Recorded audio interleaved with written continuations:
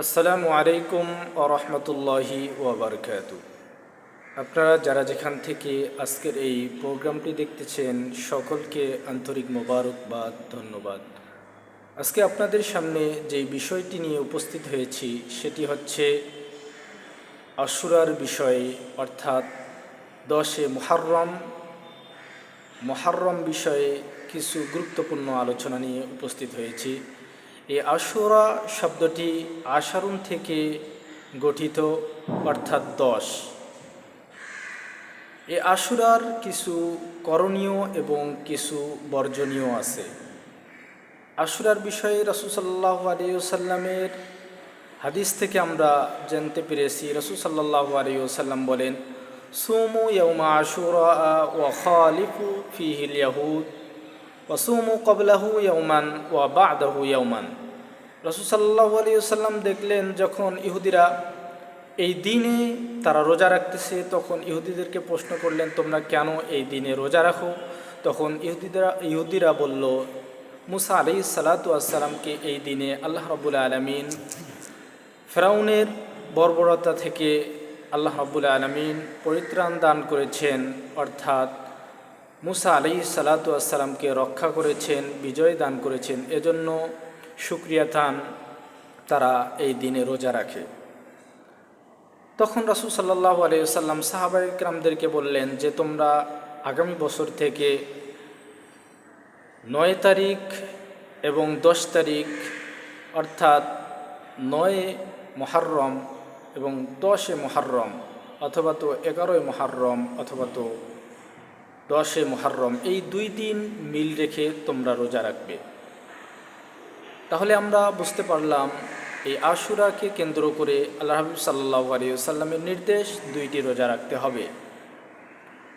এই 2টি রোজা রাখলে কি হবে? রাসূল সাল্লাল্লাহু আলাইহি ওয়াসাল্লামের অন্য এক হাদিস থেকে আমরা জানতে পেরেছি, যদি কোনো ব্যক্তি এই 2টি রোজা রাখে তাহলে আল্লাহ রাব্বুল আলামিন বিগত 1 বছরের সমস্ত গুনাহ খাতাগুলো আল্লাহ রাব্বুল আলামিন মাফ করে দিবেন। আল্লাহ রাব্বুল আলামিন বলেন, লা ইন শাকারতুম লা আযীদান্নাকুম ওয়া লা ইন কাফারতুম ইন্না আযাবি লাশাদীদ। যারা আমার নেয়ামত পাইল, নেয়ামত পাওয়ার পরে আমার শুকরিয়া আদায় করল, তাদের নেয়ামতকে আমি বৃদ্ধি করে দিব, দ্বিগুণ করে দিব। এবং যারা আমার নেয়ামত পাইল, নেয়ামত পাওয়ার পরে শুকরিয়া আদায় করল না, আমি তাদের নেয়ামতকে ছিনিয়ে নিব এবং তাদেরকে কঠিন আযাবের মধ্যে লিপিবদ্ধ করব, কঠিন আযাবের মধ্যে তাদেরকে ফেলিয়ে দিব।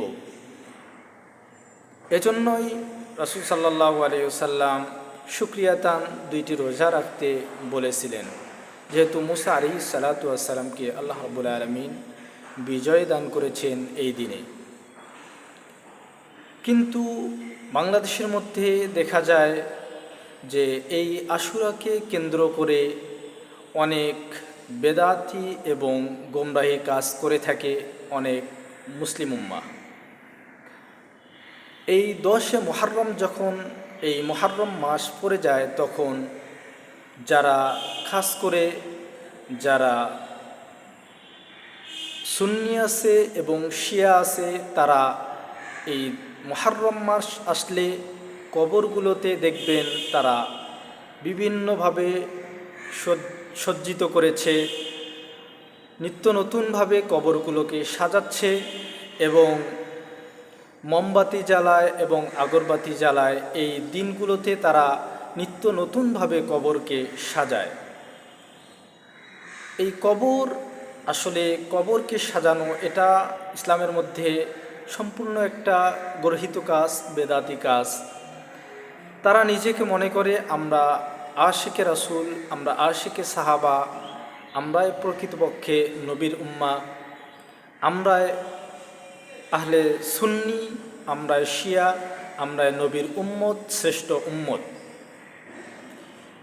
এবং কি তারা এই 10 মুহররম আসলে বাংলাদেশের মধ্যে ঢাকার অঞ্চলগুলোতে দেখা যায় যে তারা বড় বড় ব্যানার নিয়ে রাস্তায় রাস্তায় মিছিল করে বেড়ায়।